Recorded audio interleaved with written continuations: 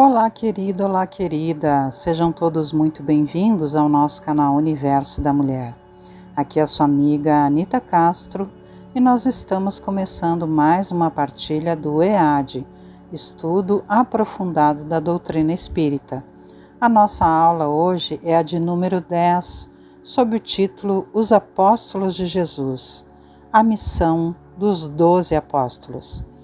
Como objetivos específicos temos citar os dados biográficos dos apóstolos de Jesus e analisar, à luz do Espiritismo, a missão dos apóstolos.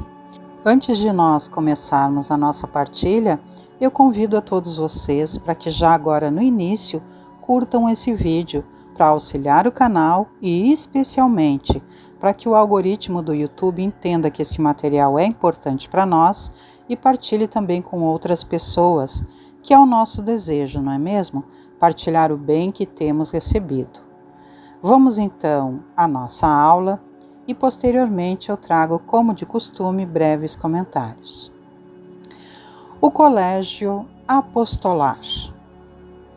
No cumprimento de sua missão, Jesus contou com a colaboração dos apóstolos e de outros discípulos. Apóstolo é uma palavra derivada do grego que significa enviado.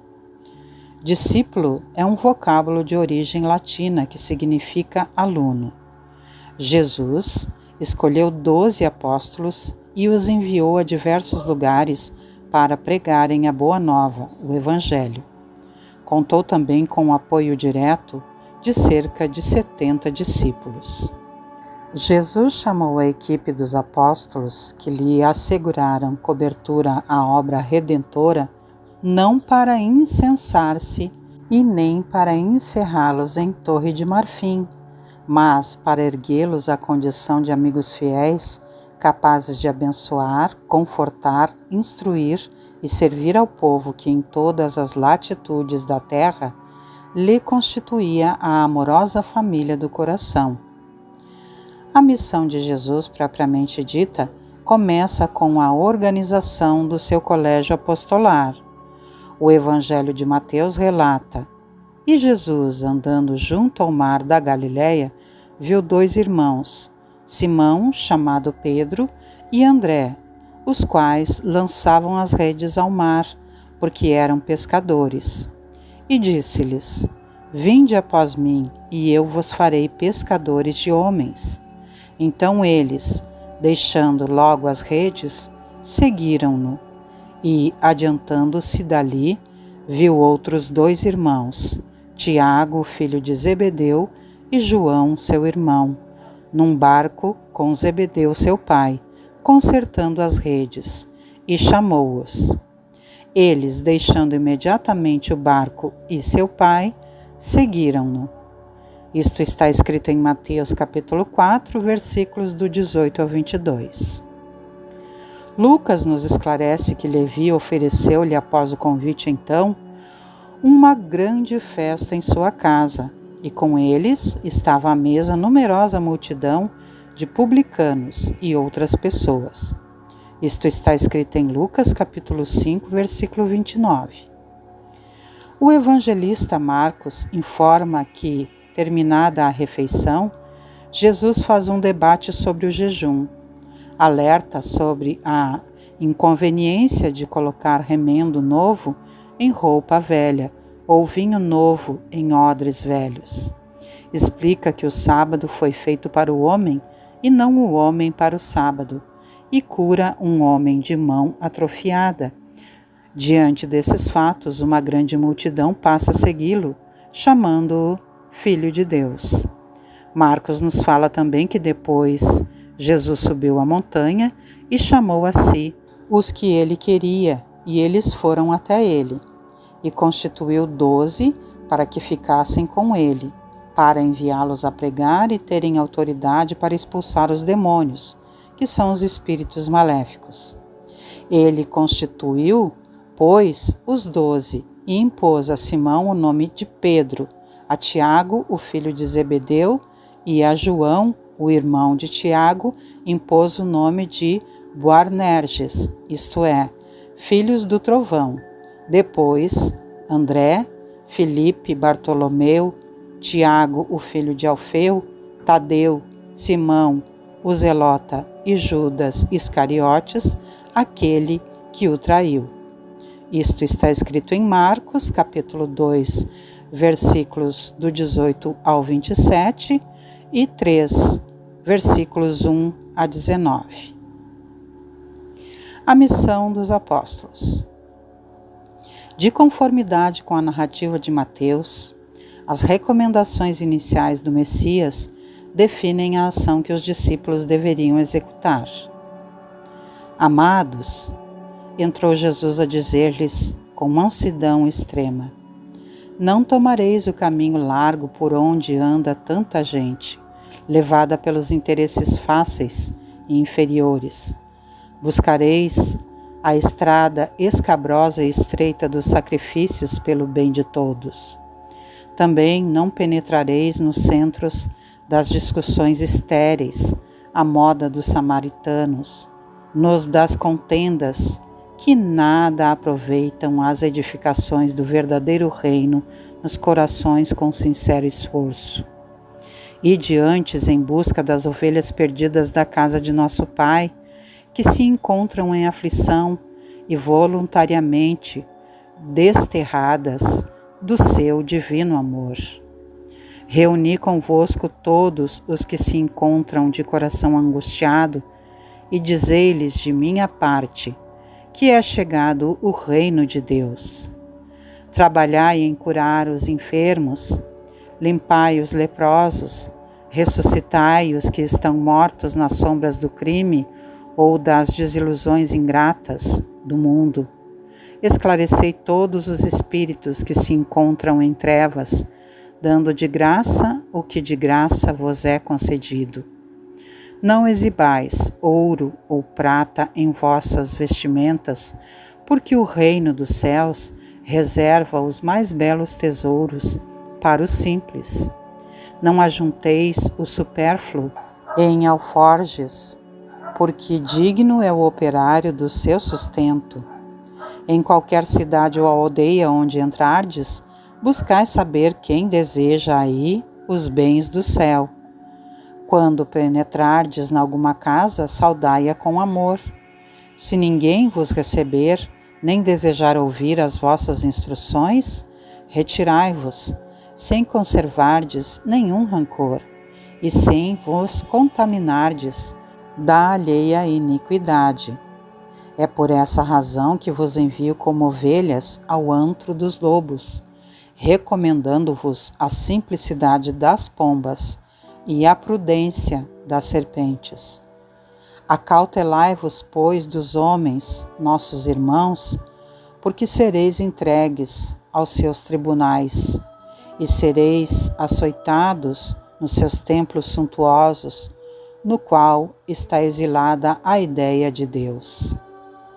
No entanto, nos dias dolorosos da humilhação, não vos dê cuidado como haveis de falar, porque minha palavra estará convosco e sereis inspirados quanto ao que houverdes de dizer.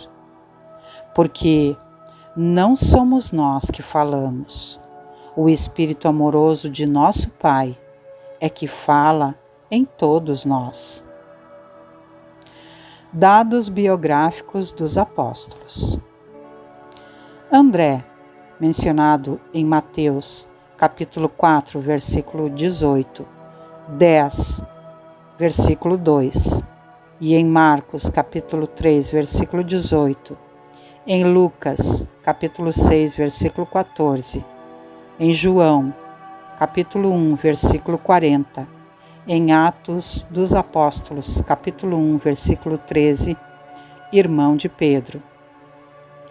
Como Pedro ou Simão Barjona era filho de Jonas, também seria André, a menos que ocorra uma das hipóteses parente ou irmão por parte de mãe. Investigações de filiação materna carecem apoio, pois nem sempre textos bíblicos retiram a mulher da penumbra, conservando anônimas a sogra de Pedro, a mãe dos filhos de Zebedeu, a mãe dos Macabeus e etc. Pescador, integrante do grupo inicialmente convocado, isto é, um dos primeiros entre os 12. Em geral, aceita-se que André era irmão de Pedro. Não existem dúvidas a respeito. A sua atitude durante toda a vida de Jesus foi de ouvir o Mestre, observar os seus atos, estudar os seus preceitos, seguindo-o sempre por toda parte. A não ser, certa vez, que saiu com outro companheiro para pregar a boa nova ao mundo, segundo a ordem que o Mestre deu aos 12. Nenhuma outra ação aparece de André enquanto Jesus se achava na terra. Poucas são as referências sobre André nas Escrituras. Ele se destaca, porém, por ser um dos primeiros a fazer parte do colégio apostolar. Embora menos proeminente que seu irmão Pedro, André está presente ao milagre da multiplicação dos pães de Jesus e à fala apocalíptica do Monte das Oliveiras. De acordo com a tradição medieval tardia, André foi martirizado pela crucificação numa cruz em forma de X, que mais tarde aparece na bandeira da Grã-Bretanha, representando a Escócia, de que André é o padroeiro. Celebrado pela tradição ortodoxa grega como Protocletos, o primeiro a ser chamado, dentre os 12, em João, capítulo 1, versículo 40, André, cujo nome significa varonil, nasceu em Betsaida Júlias, às margens do mar da Galileia. Antes de seguir o Mestre, era discípulo de João Batista. Aparentemente, André ocupava-se mais dos assuntos da alma do que propriamente de suas pescarias, tanto que abandonou suas redes para seguir os passos de João Batista. Segundo o historiador Eusébio, na História Eclesiástica 3, André teria desenvolvido extenso apostolado na Palestina, Ásia Menor, Macedônia, Grécia e regiões próximas do Cáucaso. As antigas narrativas indicam que supostamente se encontram em Patras, cidade grega, os restos mortais do apóstolo, guardados numa igreja ortodoxa grega. Bartolomeu, mencionado em Mateus, capítulo 10, versículo 3, em Marcos, capítulo 3, versículo 18, em Lucas, capítulo 6, versículo 14, em Atos dos Apóstolos, capítulo 1, versículo 13. É possível que Bartolomeu tenha nascido na cidade de Caná, da Galileia. Se Bartolomeu quer dizer filho de Ptolomeu, Ptolomeu, temos, pelo menos, presumível filiação. Não se comprova nitidamente que o apóstolo se chamasse Natanael Bartolomeu. O nome de Natanael aparece em João, sem indicações, no capítulo 1, 45 a 51. E como discípulo originário de Caná da Galileia, no capítulo 21, versículo 2. A origem familiar de Bartolomeu permanece, entretanto, obscura. Alguns escritores cristãos primitivos informam que o apóstolo seria descendente da família Naftali, embora outros autores, como São Jerônimo, acreditem que ele seja descendente dos Talmai, rei de Gesur. Em 2 Salomão, capítulo 3, versículo 3, isto está escrito. Como a maior parte dos discípulos, Bartolomeu parece ter sido um homem profundamente sintonizado com as expectativas messiânicas de sua época. O notável testemunho de Jesus a seu respeito, em João capítulo 1, versículo 47, deixa transparecer o perfil de alguém que serviu a lei e aos profetas, não apenas para orientar suas esperanças na glória de Israel, mas também para desenvolver em seu íntimo uma espiritualidade frutífera, determinada pelas diretrizes da sabedoria divina, sobre o qual comenta o apóstolo Tiago. Em Tiago, capítulo 3, versículo 7, isto está escrito: o seguinte relato de João, que Filipe teria falado sobre Jesus a Bartolomeu ou Natanael, apresentando-o posteriormente ao Mestre. Temos achado aquele de quem escreveu Moisés na lei e de quem falaram os profetas, Jesus de Nazaré, filho de José. Perguntou-lhe Natanael: de Nazaré pode sair coisa que seja boa? Respondeu Filipe: vem e vê. Jesus, vendo aproximar-se Natanael, disse: antes de Filipe chamar-te, eu vi quando estavas debaixo da figueira. Replicou-lhe Natanael: mestre, tu és o Filho de Deus, tu és o Rei de Israel. Disse-lhe Jesus: por eu te ver debaixo da figueira, crês? Maiores coisas do que estas verás.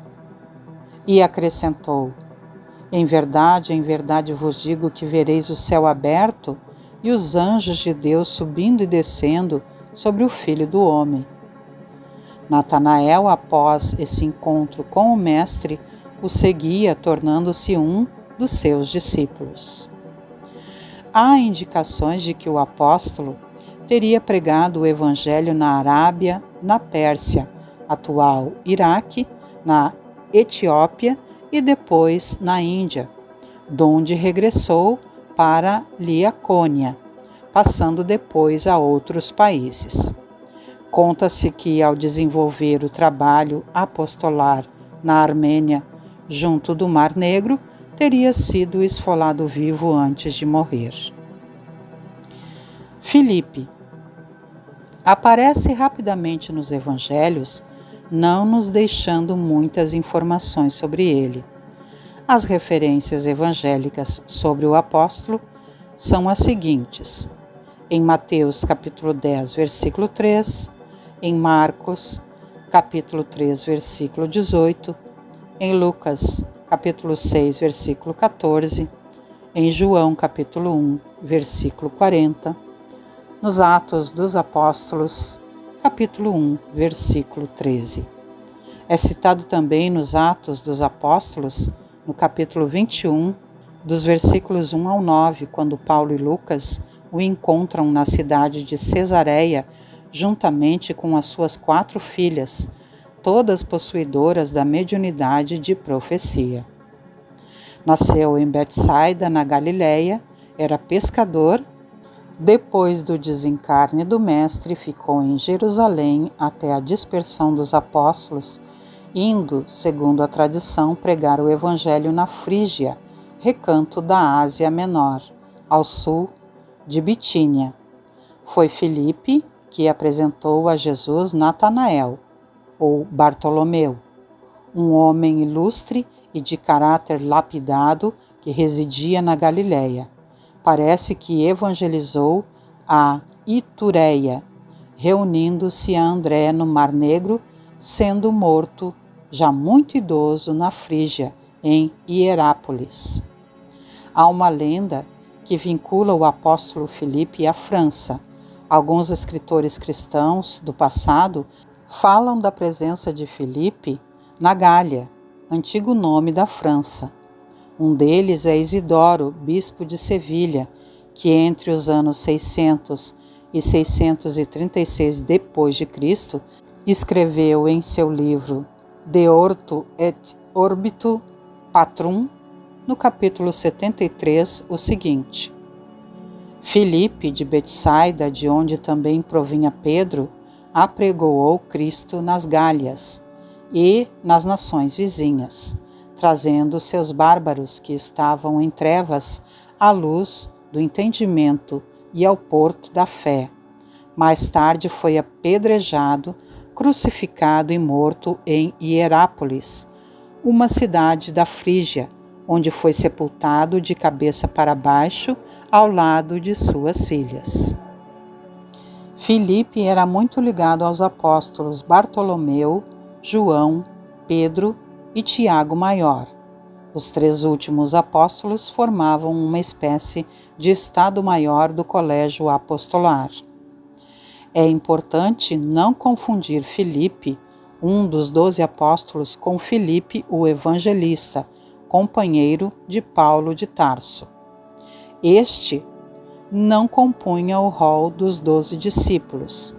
Entra em cena num momento em que a Igreja de Jerusalém se debate com a delicada questão da discriminação sofrida por judeus cristãos de língua grega e provenientes da diáspora, também conhecidos como helenistas. Diante da possibilidade de uma divisão sem precedentes, os apóstolos, os 12, sugeriram à congregação local a escolha de 7 varões cheios do Espírito Santo e de sabedoria, que pudessem solucionar aquela questão de cunho administrativo, enquanto eles próprios se dedicariam ao ensino e à pregação da palavra. Dessa forma, Filipe, assim como Estevão e mais 5 judeus da dispersão ou diáspora, ficaram responsáveis pela tarefa administrativa da congregação. Isto está em Atos dos Apóstolos, capítulo 6, versículo 5, capítulo 8, dos versículos 5 ao 40 e capítulo 21, dos versículos 8 ao 9. Os necessitados que procuravam valer-se da obra assistencial dos discípulos, o serviço de cada dia consistia não só nas pregações evangélicas, mas também na distribuição de sopa e alimentos aos pobres, dentre os quais dedicavam especial atenção às viúvas desamparadas. O apóstolo Filipe deve também ser distinguido de Filipe, o tetrarca, que está em Lucas, capítulo 3, versículo 1. João, ou João Evangelista, são referências evangélicas sobre o apóstolo, lá em Mateus, capítulo 4, versículo 21 e 10, versículo 3. Em Marcos, capítulo 3, versículo 17, em Lucas, capítulo 6, versículo 14, em Atos dos Apóstolos, capítulo 1, versículo 13. Era filho de Zebedeu e irmão de Tiago, o maior. Sua mãe Salomé é citada 2 vezes, uma em Marcos, no capítulo 15, versículo 40, e capítulo 16, versículo 1, e outra em Mateus, no capítulo 20, versículo 20, e capítulo 27, versículo 56. Alguns estudiosos suspeitam que Salomé tenha sido irmã de Maria Santíssima. Isto está escrito em João, capítulo 19, versículo 25.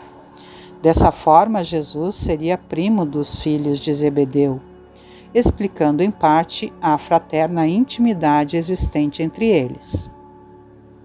Nasceu em Betsaida, na Galiléia. É autor do 4º Evangelho, de 3 cartas destinadas aos cristãos e do livro Apocalipse.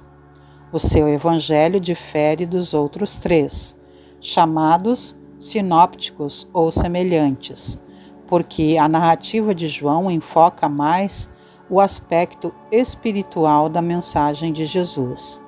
João considera-se o discípulo amado. Isto está em João capítulo 13, versículo 23, capítulo 20, versículo 2, capítulo 26, versículos 21 a 7 e 20. Afirmação admissível, se generalizada. Era muito jovem à época do Mestre e na crucificação foi designado por Jesus para tomar conta de Maria. João viveu o final de sua existência em Éfeso, onde teria escrito o seu evangelho e as suas epístolas. Durante o governo do imperador romano Domiciano, foi exilado na ilha de Patmos, escrevendo aí o Apocalipse. Morreu idoso, tomando conta da igreja que ali existia, possivelmente no ano 100 da era cristã. João e seu irmão Tiago, maior, foram chamados por Jesus de Boanerges, filhos do trovão. Integravam o núcleo inicialmente convocado por Jesus, participando destacadamente, junto a Tiago Maior e a Pedro, do principal grupo do colégio apostolar. Judas Iscariote ou Iscariotes.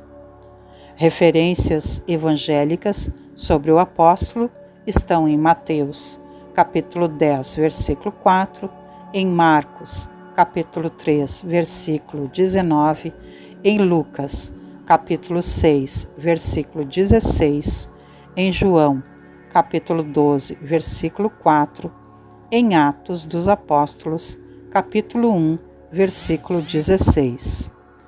Originário de Queriote ou Cariote, localidade da Judéia, era filho de Simão Iscariote. Isto está em João, capítulo 13, versículo 2.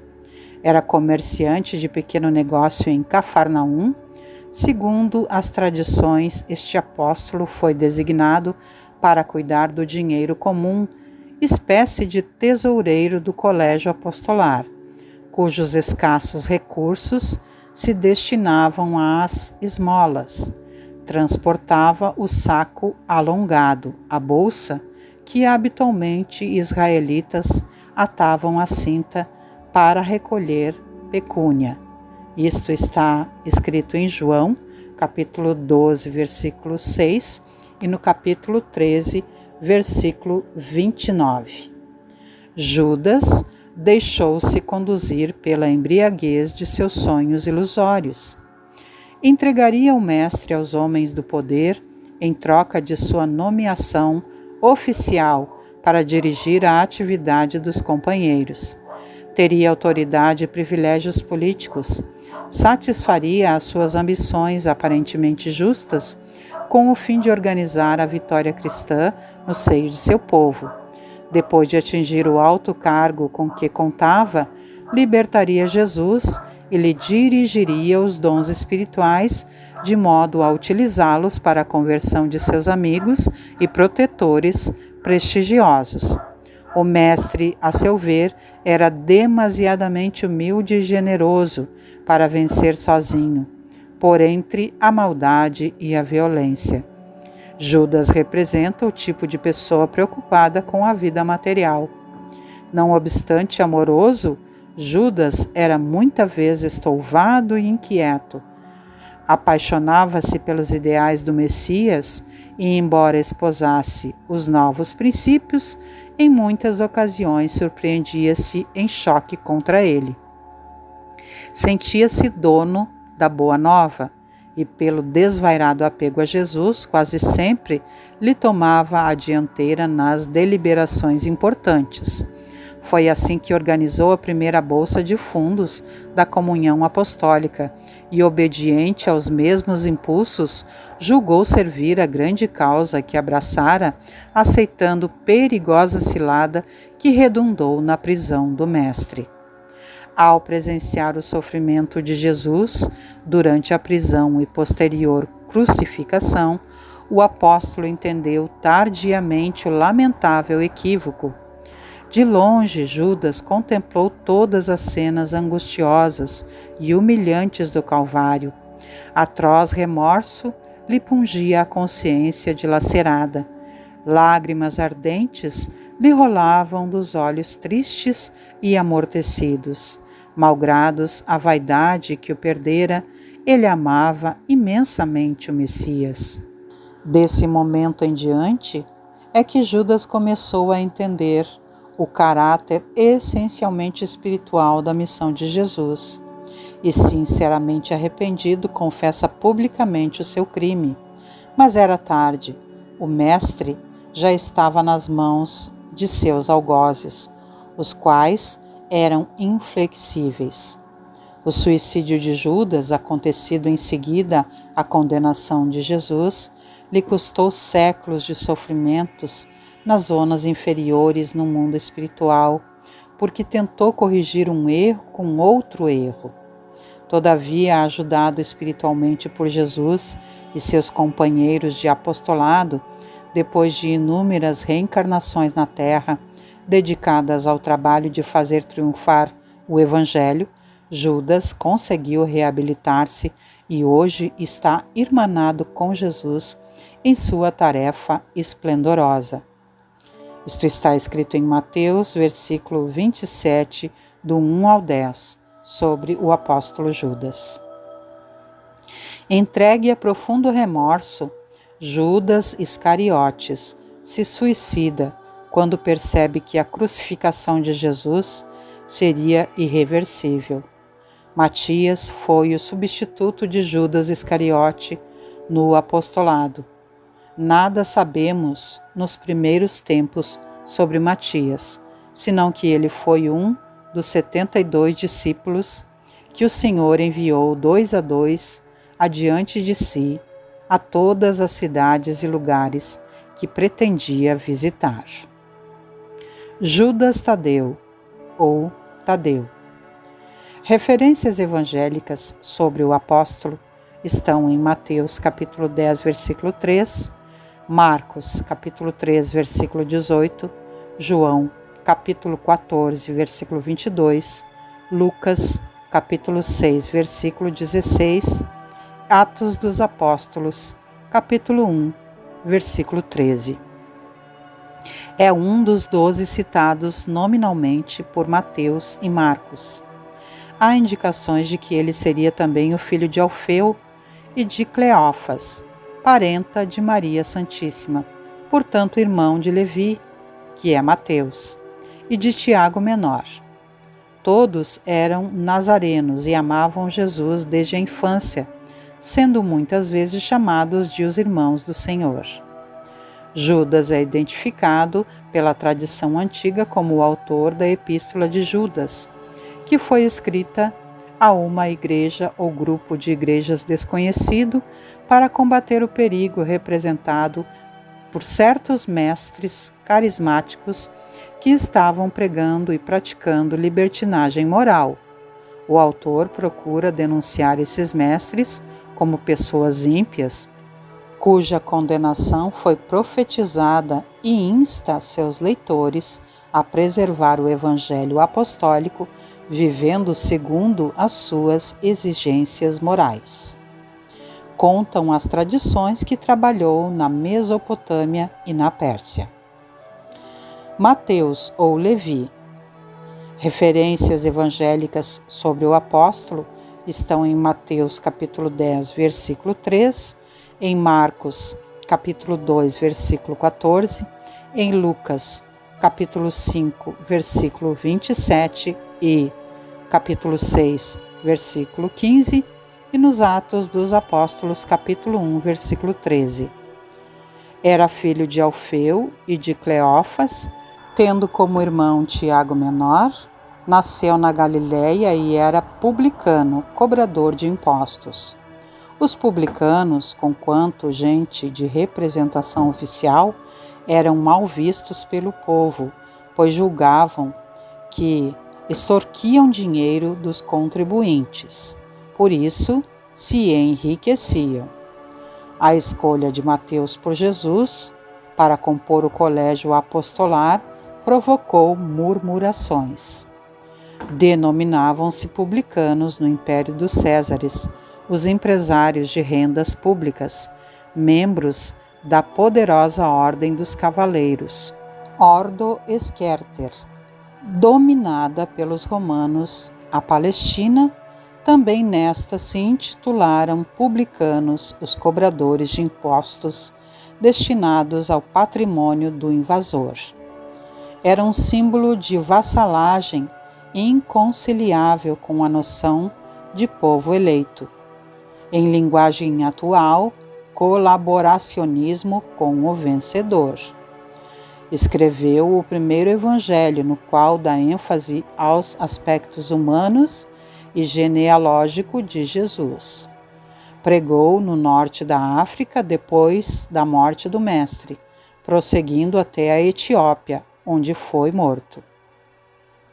Pedro Simão, Simão Pedro ou Cefas. Referências evangélicas sobre o apóstolo estão em Mateus capítulo 4, versículo 18 e capítulo 10, versículo 2, em Marcos capítulo 1, versículo 16 e capítulo 3, versículo 16, em Lucas capítulo 6, versículo 14 e capítulo 9, versículo 20, e em João capítulo 1, versículo 40, e nos Atos dos Apóstolos, capítulo 1, versículo 13. Pescador em Cafarnaum, na Galileia, era irmão do apóstolo André. Isto está escrito em Mateus capítulo 4, versículo 18, em Lucas capítulo 6, versículo 14 e em João capítulo 1, versículo 40. Pedro, nome dado por Jesus em Mateus capítulo 4, versículo 18 e capítulo 10, versículo 2, ou Cefas, são cognomes do apóstolo, palavras que significam pedra em grego e hebraico, respectivamente. João capítulo 1, versículos do 40 ao 42. Chama-o de Simão Pedro. É também conhecido como Simão Bar-Jonas, que significa Simão, filho de Jonas, em Mateus capítulo 16, versículo 18. Em suas epístolas, apenas se auto-intitula apóstolo ou servo. Pedro, Tiago e João Evangelista faziam parte do círculo íntimo de Jesus, participando dos mais importantes atos do Mestre. Pedro é muito lembrado pelo episódio anunciado por Jesus de que ele o negaria por 3 vezes. A negação de Pedro sempre constituiu assunto de palpitante interesse nas comunidades do cristianismo. Enquadrar-se-á a queda moral do generoso amigo do Mestre num plano de fatalidade? Por que se negaria Simão a cooperar com o Senhor em minutos tão difíceis? Útil, nesse particular, é o exame de sua invigilância. O fracasso do amoroso pescador reside aí dentro, na desatenção para com as advertências recebidas. Grande número de discípulos modernos participam das mesmas negações em razão de continuarem desatendendo. Informa o Evangelho que, naquela hora de trabalhos supremos, Simão Pedro seguiu o Mestre de longe, ficou no pátio do sumo sacerdote e assentou-se entre os criados, deste para ver o fim.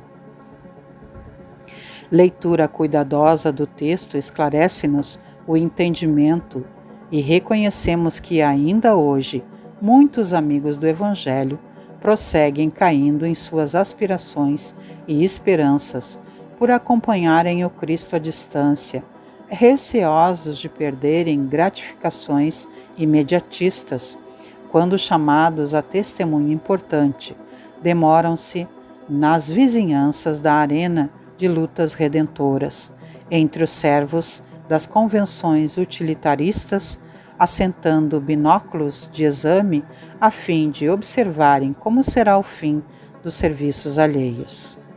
A dolorosa experiência de Pedro não se resume às perseguições que sofreu ou nas lutas que enfrentou na divulgação do Evangelho. Está antes relacionada ao fato de ter negado Jesus.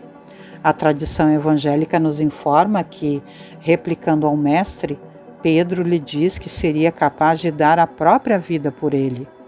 Ouvindo essa afirmativa, observa Jesus, o Cristo. Pedro, a tua inquietação se faz credora de novos ensinamentos. A experiência te ensinará melhores conclusões, porque em verdade te afirmo que esta noite o galo não cantará sem que me tenhas negado por 3 vezes. Isto está escrito em Mateus, capítulo 26, versículos dos 69 ao 75. A teologia católica afirma ser Pedro o fundador da Igreja Cristã de Roma, considerando-o o primeiro Papa. Simbolicamente, pode-se admitir tal fato, porque, em termos históricos, Pedro não a poderia ter fundado. Depois da morte de Jesus, despontou como líder dos 12 apóstolos, aparecendo praticamente em todas as narrativas evangélicas. Exerceu autoridade na recém-nascida comunidade cristã, tendo apoiado a iniciativa de Paulo de Tarso de incluir os não-judeus na fé cristã. Foi morto em Roma, crucificado de cabeça para baixo, no ano de 64 depois de Cristo, durante a perseguição feita por Nero aos cristãos. A forma de crucificação do apóstolo foi, segundo a tradição, escolhida por ele mesmo, que não se julgava digno de morrer como Jesus morreu. Supõe-se que o seu túmulo se encontra sob a Catedral de São Pedro, no Vaticano. Tiago Maior. Referências evangélicas sobre o apóstolo estão em Mateus, capítulo 4, versículo 21, capítulo 10, versículo 3, e em Marcos, capítulo 3, versículo 17, em Lucas, capítulo 6, versículo 17, e em Atos dos Apóstolos, capítulo 1, versículo 13. Pescador nascido em Betsaida, Galileia, irmão de João o Evangelista, filho de Zebedeu, fazia parte do círculo mais íntimo de Jesus. Existem suposições fundamentadas nos textos de Lucas, no capítulo 6, versículo 16, e dos Atos dos Apóstolos, capítulo 1, versículo 13, de que Tiago Maior seja também irmão de Judas Tadeu, por parte de mãe. 4 pessoas no Novo Testamento têm o nome Tiago, grego Iácobos, que é uma de 2 formas gregas do nome hebraico Jacó, a outra sendo a simples transliteração Jacob. Como Jacó era um ancestral referenciado em Israel, Tiago foi um nome comum entre os judeus no período romano. Tiago, filho de Zebedeu, era um pescador galileu na área de Cafarnaum, no mar da Galileia, um sócio juntamente com seu irmão João, de Simão Pedro. Estava trabalhando no negócio encabeçado por seu pai quando foi chamado por Jesus para ser seu discípulo. Tiago e João formaram ao lado de Pedro o núcleo mais estreito de 3 entre os 12 apóstolos. Eles testemunharam a ressurreição da filha de Jairo, estiveram presentes à transfiguração e observaram, e em parte dormiram enquanto ela ocorria, a agonia de Jesus no Getsêmani. Ao que parece, Tiago e João expressavam-se explosivamente ou esperavam que Deus lançasse um súbito julgamento sobre os inimigos de Jesus, porque foram apelidados Boanerges, sons de trovões. Fora dos evangelhos sinópticos, Tiago foi filho de Zebedeu, aparece somente em Atos. Estava presente na sala superior com o grupo que esperava Pentecostes. A única outra referência a ele no Novo Testamento é a notícia enigmática de que Herodes Agripa I o havia matado. Ele foi, assim, o segundo mártir registrado na Igreja, depois de Estevão, e o primeiro do grupo apostólico a morrer, com exceção de Judas Iscariotes, que havia sido substituído como apóstolo. Os demais Tiago citados no Novo Testamento são Tiago, filho de Alfeu, ou Tiago Menor, apóstolo de Jesus. Tiago, pai do apóstolo Judas Tadeu, e um outro Tiago chamado irmão de Jesus, citado por Mateus, no capítulo 13, versículo 55, e por Marcos, no capítulo 6, versículo 3. Tiago Menor. Referências evangélicas sobre o apóstolo estão em Mateus capítulo 10, versículo 3, em Lucas capítulo 6, versículo 15, em Marcos capítulo 3, versículo 18 e em Atos dos Apóstolos capítulo 1, versículo 13. Era filho de Alfeu e Cleófas, parenta de Maria Santíssima, portanto irmão de Levi, que é Mateus. Quase nada se sabe sobre Tiago Menor do ponto de vista das Escrituras, além do simples registro do seu nome no rol dos apóstolos e do fato de ser filho de Alfeu e ser irmão de um certo José. Isto está escrito em Mateus, capítulo 10, versículo 13 e em Marcos, capítulo 15, versículo 40. Simão o Zelote. Referências evangélicas sobre o apóstolo estão em Mateus capítulo 10, versículo 9, em Marcos capítulo 3, versículo 18, em Lucas capítulo 6, versículo 15 e em Atos dos Apóstolos capítulo 1, versículo 13.